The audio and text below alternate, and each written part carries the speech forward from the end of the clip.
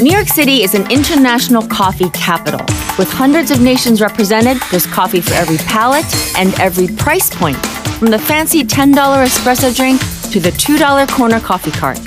Finding coffee that's rooted in different cultures is easy. Anywhere you go, you can find coffee that's rooted in a different culture. Get on public transportation and go to any country. If I want to try, say, a Malaysian-style cold coffee, I can go to Queens or I can go to Chinatown. If I want to try Colombian-style coffee or South American, just go to that borough, go to that neighborhood. The cultural richness that we have from people from all over the world that come and live here and work here, and the coffee traditions that they have, it's all there. Pour yourself another cup and get comfy.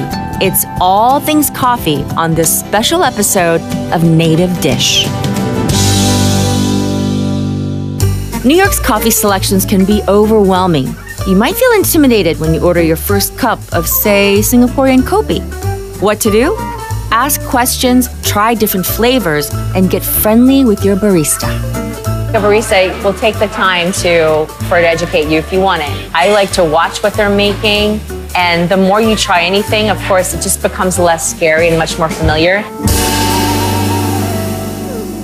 But in ancient times, baristas, as we know them today, didn't wear aprons or stand behind counters.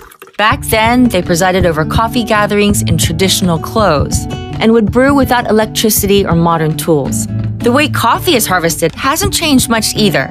To get the scoop on how a bean becomes a brew, I set off to learn more about the motherland of coffee, Ethiopia. This is where the coffee plant originated in the 9th century in the then region of Kaffa, which is today's Ethiopia. Buna is the Ethiopian word for coffee, and it's also the name of a restaurant in Bushwick, Brooklyn, where owner Liu Ayelu keeps the traditional method of coffee brewing alive. Liu hails from Addis Ababa, Ethiopia's capital and largest city. He used to give guided tours of his home city and its coffee plantations. With the help of friends and business partners, Buna Cafe has become an extension of his desire to teach New Yorkers about his culture. I got on the eastbound L train to Morgan Avenue to meet up with Liu and to learn more about his native land's traditional coffee ceremony. The art of coffee in Ethiopia is a core cultural custom, isn't it? It's almost sacred. I have such a strong memory of the coffee culture in Ethiopia. My mother would come from work and then set up her coffee ceremony. It's a spiritual practice. They go in groups as friends. When you say, let's have coffee, it means like, let's catch up. Yes, and share. Yeah, share. And talk, it's the same in the family. Growing up, especially as a young boy, you will be sent to the neighbors to invite the neighbors for the coffee ceremony. Coffee, the way it's enjoyed, is typically black with some sugar, maybe some spices. Is that right? Different ways. Actually, the older people drink with salt. Because salt does tone down any bitterness in coffee. Yeah. So it's actually more palatable. Yeah. Traditionally, people drink their coffee with butter. Ethiopian households drink coffee all day long, usually in 3 rounds. Once the first brew is consumed, more hot water is added to enjoy another round. And each round has its own name. Look at this beautiful table. We have all of our utensils for the coffee ceremony. This is the jabana. This is what we use to brew the coffee. The basic method for making traditional Ethiopian coffee is simple. Wash raw green coffee beans with water at least 3 times. So it's kind of rubbing to get the sediment, any sand, dirt. The skin from the coffee bean also. This is very comparable to in Korean when I used to cook rice. Like that would be my chore growing up. Yeah. Then dry roast them in a pan over heat until they darken in color. You get a good bicep workout doing this. Now all these sparks are flying. Is that normal? Yeah, the sparks are coming from the dry leaf that's flying off. If you went to anyone's home and someone's doing this for you, just the effort alone is such a gesture of thought and caring. Oh wow, now I see some smoke coming out a little bit. You can smell it. It's like a smoky flavor. Oh yeah. It's changing color a lot more. It's just gonna be the best tasting coffee ever because I put so much effort into it. Once it's ready, you let people smell. Oh. And people go like this. Try to smell it. It does, it smells fruity. Blueberry. That smells rich. Yeah. Then grind and boil or brew our coffee. Wow, it smells incredible. It smells very bright, almost sour notes. The elements that make this ritual unique is that there are no automatic coffee makers or buttons to press. Everything is done by hand with traditional vessels and cups. And while you smell the incense, you wait for the coffee to settle. I can smell it. I feel like I want to make 3 wishes. This is like an Aladdin moment. It's done, it's ready. He's ready.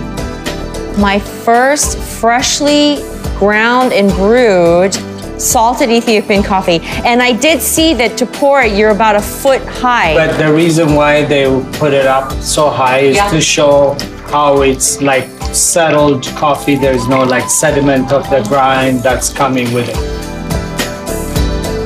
Amase ganalo. Amase ganalo. Yes. Says thank you. It tastes very roasty, and I don't really detect much bitterness because of the salt. I do like the flavor, and I feel like after a nice, delicious, beautiful Ethiopian meal, that this would be amazing. This is a beautiful ceremony, and I feel loved. Thank you for coming.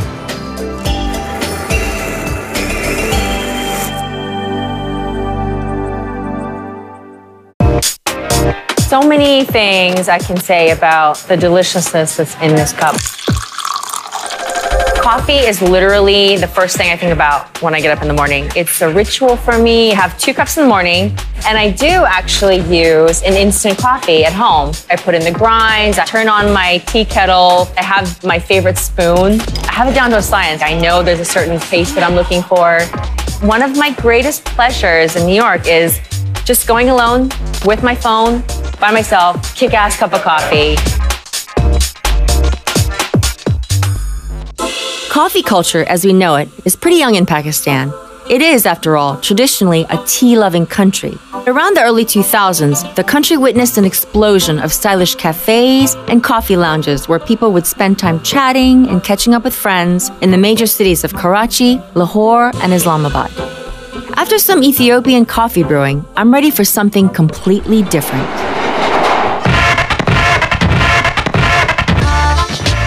From Bushwick, I hopped on the subway back to Manhattan and took the 2 train to Riverdale in the Bronx, home of a Pakistani-influenced coffee house where the vibe and menu is unique to the culture, to the sisters, and to the family that operates it. It's something that Shiza and Zubi, sisters and best friends who run the day-to-day, are keenly aware of and celebrate through their beautifully decorated cafe. Shiza and Zubi, this place is beautiful. It's so exquisite in here. I feel like I'm in a secret garden. Is the design of this place a nod to your cultural roots?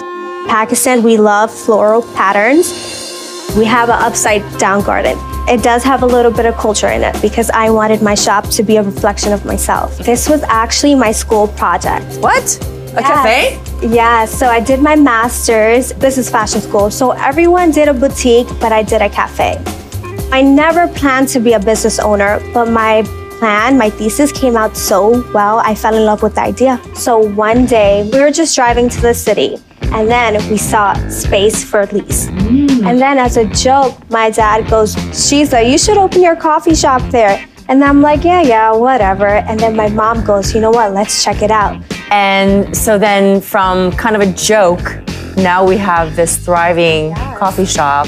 In Pakistan, we say, if it's in your destiny, it's meant to be. Tell me about coffee culture there. The cafes, you would think you were in some 5-star restaurant. It's amazing, and that's where I first saw like coffee shop that could be so beautiful that you would want to spend hours there. Your menu, the drinks, the recipes, there are some family recipes in there somewhere? Yes, they are. Especially the whipped coffee. In Pakistan, that's like a whole thing. So that's when I was like, let me do something which I can offer the community something different, you know, something unique. I stole my mother's recipe, so I can't take all the credit.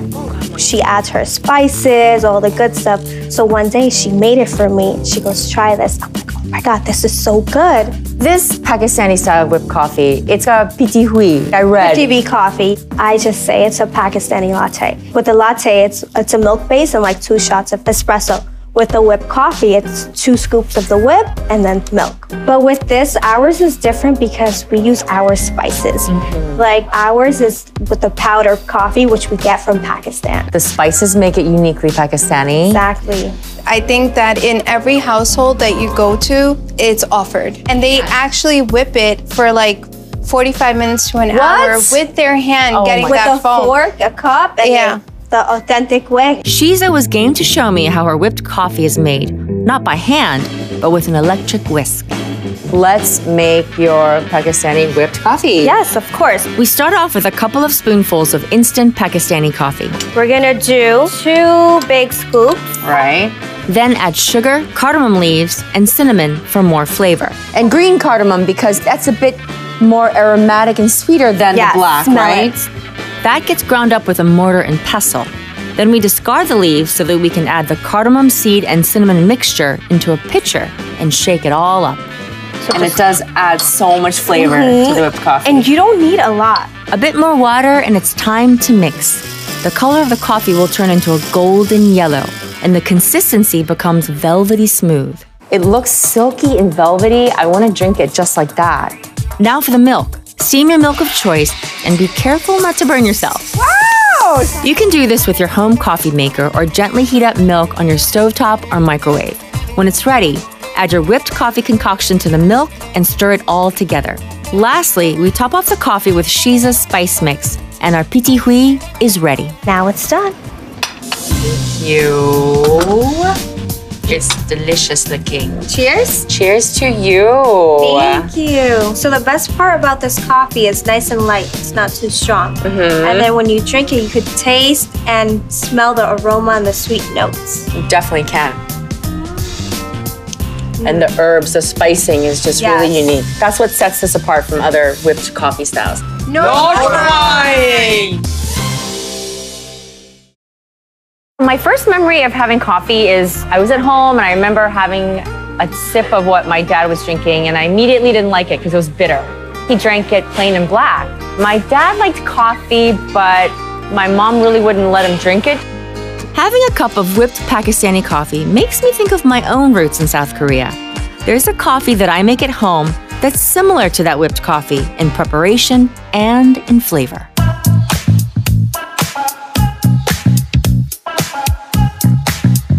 Dalgona coffee, it was a global viral sensation during lockdown. You could not look on any social media platform and not see this coffee. Dalgona is the name of a Korean sugar treat, which is why I'm making it. It tastes a bit like a burnt toffee. It's made with sugar and a little bit of baking soda just to kind of make it fizz up. The Dalgona coffee, super easy to make, just instant coffee, sugar, and the milk of your choice. I'm making it my own by adding some peanut butter powder to the milk. The instant coffee, add a couple of tablespoons of that and hot water. It has to be hot water. Kind of has like a chemical reaction along with the sugar to make it really fluffy once you whip it. You can use a mixer, of course, along with the frothing of it all that makes it fluffy and whipped and sugar. And put on top of the milk to make it that delicious whipped coffee. Then I'm going to cut some of the Dalgona candy into it. Cheers. The ultimate Dalgona coffee. My fluffy Dalgona coffee recipe took a while to make with a whisk and mixer, but there's a sweet coffee drink that you can make with a blender instead. A cool vegan drink that you can customize with fruit, ice, and your milk of choice. And I knew just the person who could show us how to make it. I stepped onto the 1 train and made my way to the Joe Coffee Pro Shop in Chelsea, where I met coffee guru and Jerusalem native Sean Benzvi to help her make an easy iced drink. Today, we're going to make a drink Israelis call barad, and it means hail in Hebrew, and it is an ice blended drink. So do the ices have to be like hail size? It's the nod to ice. Right? When you're drinking it, you get all those ice fragments in your mouth, and like it's Cools very you. textured. We're going to use a banana. The spottier, probably the better. Sean showed me the best way of making a proper serving of barad coffee. You can use any fruit you like. Maybe it's strawberries, apples, or a really ripe banana. Next, use about 12 ounces of ice. Then, weigh your ingredients with a scale. The more precise you are, the better it will taste, which will give you a perfect consistency and an amazing flavor. Grab our salted caramel. So this is what you made at home. What's in this? So basically just sugar, oat, sweetened condensed milk, Okay. vegan butter, and vanilla extract. Last part, the most important part. The coffee! The coffee. Straight There we go. into our blender. Ooh, look at that nice, beautiful color. Oh, it already looks so delicious. Now we blend. We're gonna do a little caramel drizzle magic in here. And this is such a great base recipe because, as you said, we can add other fruits, other things. We can add whipped cream at the end. Let's pour a little bit. Let's take this off. Oh, yes. More! Good Lord, honey. Okay. Look at this. Thank you, Shanda. Bahad. L'chaim. You ready? Shall we? Yeah.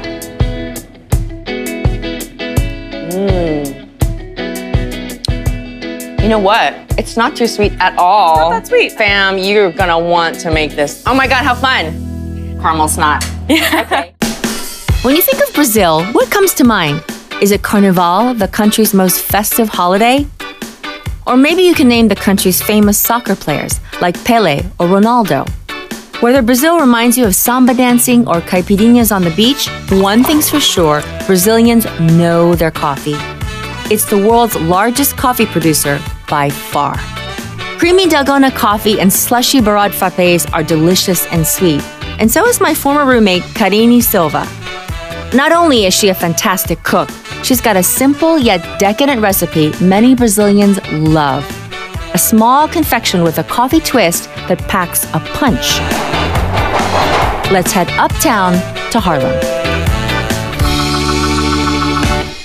Coffee time with my Brazilian bombshell, Karine. What is your first memory of having coffee? I drank coffee when I was little with pão de queijo, which is another Brazilian. The pão de queijo, that bread, the cheesy Brazilian bread. It reminds me of my childhood, like how, my mom used to make coffee, the smell of coffee in the house, in the morning, before school. So coffee, it's everything for us. I read that when you go to any Brazilian house, you're almost greeted with this. It's almost like saying hello. Yes, everybody goes like, oh, you want to have a cafezinho? And everyone says, of course, Yes, right? we always have coffee ready. Every house you go in Brazil. Brazilians like their coffee quite simple, right? Most of the people drink it pure, black, no sugar. Brazil is the capital of Brazil. It's a young city. It's actually very modern. The architecture there is very interesting. The map of the city, it's shaped as an airplane. So Really? you have the east wing, the west wing. So they brought a little bit of the cultures from different states to Brazil. So Brazil is kind of a mixing pot. So we have coffee from São Paulo. People brought the coffee culture. Then you have pão de queijo from Minas Gerais. So you have a little bit of everything. Including a traditional and much-loved dessert that's Brazil's version of a bonbon, called the brigadeiro. This sweet, similar to a truffle, is made with condensed milk, butter, and cocoa powder. While the exact origin is uncertain, the story goes that a confectioner created the chocolate treat to promote the presidency of Brigadier Eduardo Gomes. And while Gomes lost the election, the brigadeiro endured. Brigadeiro. This is such a quintessential Brazilian dessert. Karine showed me a few other options of making a brigadeiro with fresh berries or peanut crumble. And I also brought a few other ingredients along, like coconut shavings and pistachios. But because brigadeiros are chocolatey, adding a little coffee always makes these richer and more delicious. And they go great with a cafezinho. In Brazil, like now, we have what we call the gourmet brigadeiro, where you add all different ingredients, so you can add coffee to it, and it's pretty delicious, actually. What are the ingredients that go in? So condensed milk, cocoa powder, coffee, and butter. Right. Now this cacao, this is a Brazilian, all these ingredients are from Brazil. Are from Brazil. Like, so beautiful with the little the espresso bean on top. The bitter coffee bean with the sweetness of the condensed milk really goes well together, right? Yeah. Let's make some. So what is this? So this is like This is the actual mix itself. the mix itself. So then you add the condensed milk. Okay. The chocolate. The cacao. The cacao. And then we put the coffee and basically a little bit of butter. And that's it. And you stir it over. Stir it over until it gets thick. Once you see that it's detaching from the pan, Yeah. that's when it's good. It starts to pull away and like sort of congeal a little bit to this, right? Yes. Then it's gotta cool. And once it's ready, you put in the freezer for like 1 hour. That way we can handle it. Yeah. To make the truffles, we get a little bit of butter. Okay. We put a little butter In our hands so it doesn't stick. Oh, Oh, your feels hand. good. Give me So then you're gonna get a spoon Right. of brigadeiro. You're gonna make little balls. And then here I have the sprinkles, right? It's very rich. Thick, decadent kind of dessert. This is the perfect base. So these are the chocolate sprinkles, and these are very classic, traditional, isn't it? The Brazilian traditional brigadeiro. These cute tins are so perfect for like Here a you can party. Put it on. So cute. Let's top it up Oh, with yeah. the little coffee bean. Of course, the coffee bean. The cool thing too is that if you wanted to make this for a party, you can make a bunch and then put it in the freezer. It's perfect. Oh, it's really, really good. Really, really decadent. And this is the perfect size.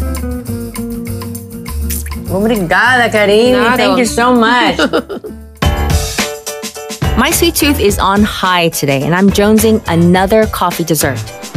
So I'm hopping on the 7 train off to Woodside, Queens to meet a baker that makes a well-known Italian pastry flavored with Filipino coffee beans for a unique twist. Meet Mark. He's a former company man who became dissatisfied with his corporate job and decided to open his own bakery because he thought it would be fun. Not long ago, he knew absolutely nothing about running a bakery or making desserts. He only knew that he wanted to do something different. I want to open a restaurant. I was young enough to do it. I was in my early 30s when I did it. And I just like told my boss, here's my 2 weeks notice. Really? And that's it. The name Purple Dough, what does that mean? We started just a cupcake shop. Me and my wife just making chocolate and vanilla cupcake. But people start coming here and saying, how come you don't have any ube? Right. And I learned how to make ube in the shop. Ube is a Filipino purple yam. Right. And we want something in English word with a Filipino meaning. So I came up with a purple, and we need a bakery name. So she came up with a dough, and that's how Purple Dough came about. A lot of your menu items are distinctly from where you're from. Tell me about that. Yes, I'm born in San Pablo City. It's a section where actually they grow predominantly ube. The coffee culture from where you're from, what's that like? I grew up in Manila. It's very city-ish. It's very, like suburban. So the coffee we always drink it in the morning, and that's it basically, just to wake you up and whatnot. And just black, like would you do it with say condensed milk as opposed It's to always say... been black and just with teaspoon of sugar. Mark, I want to talk about the coffee from Philippines. It's the Barako bean, which is very unique. It's very indicative of the Philippines. That's right. And it is stronger, which makes it great for something like what we're gonna make. Now, the dessert that you created using the Barako, tell me about it. So basically we went with the simple concept of a tiramisu, but we made a little bit more Filipino style. Really Filipino. Using real ingredients from the Philippines. We're gonna show you how we do our Filipino version of a tiramisu. It's more like a trifle that we're doing. Okay, so we have the cake, and then? Then we have the coffee Barako, which we're gonna soak the sponge cake with. Right. Then we have 2 types of cream here today. Instead of going with the mascarpone cheese, we actually went with the yema custard. It's a traditional Filipino custard. It has only 3 ingredients. We use egg yolks. Okay. By cooking the egg yolks with evaporated and condensed milk.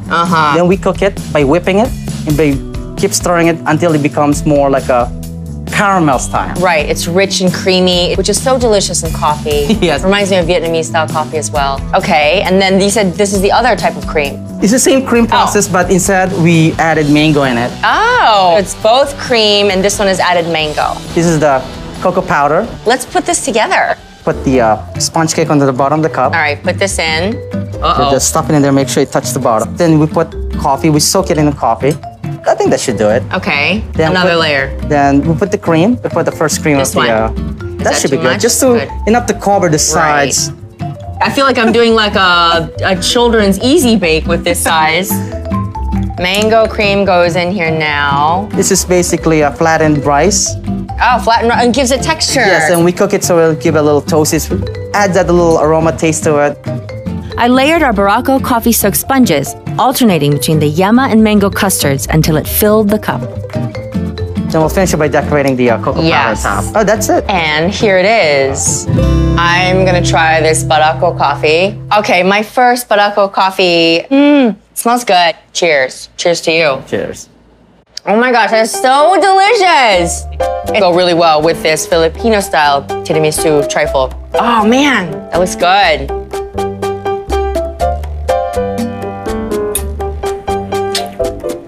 Wow. The yema cream is really luxurious and silky. I love it. Thank you, Mark, so much. Well, thank you. Mabuhay! I have often thought about if I were to ever open a cafe.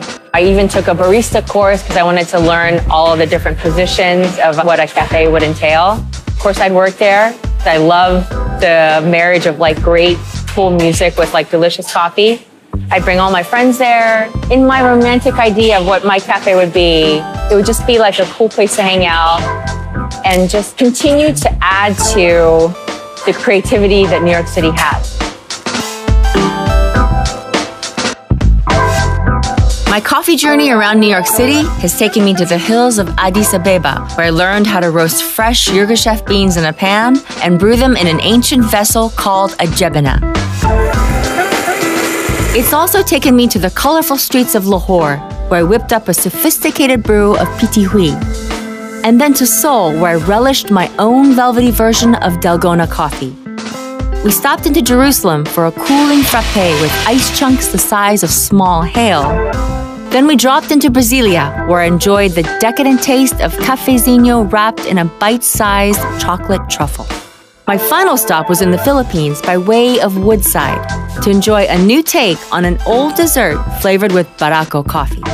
The best part is I didn't have to pack my bags or fight traffic to get to the airport. I got on a train and explored 6 different countries without leaving the 5 boroughs, and I even learned a little something about each culture. And with a little bit of curiosity and a sense of adventure, you can too.